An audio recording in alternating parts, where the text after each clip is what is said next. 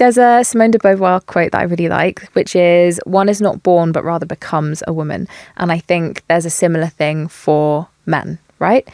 We're born and then we learn how to perform sex. And it's rehearsed and it's rehearsed until it feels real. And so I wanted to ask you, what is that version of masculinity that you think men are taught to perform? There's nuance to it depending on, your race, your culture, your heritage, the area you grew up in, all those influences.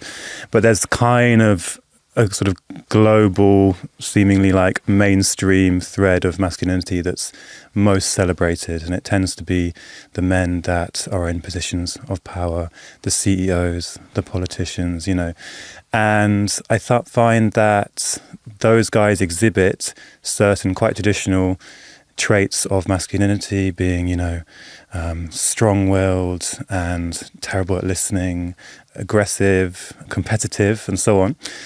And I suppose the problem becomes as a man if you're growing up, and those are the kind of celebrated heroes that you see around you that you're kind of told are successful. You're kind of left a bit stuck unless you have other examples in your close circle or online maybe nowadays where you can kind of think, oh, actually there are other ways of showing up as a man. But I don't think men tend to think about it that much.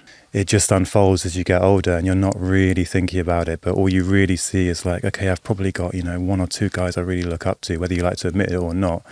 And you probably want to like orientate yourself towards them.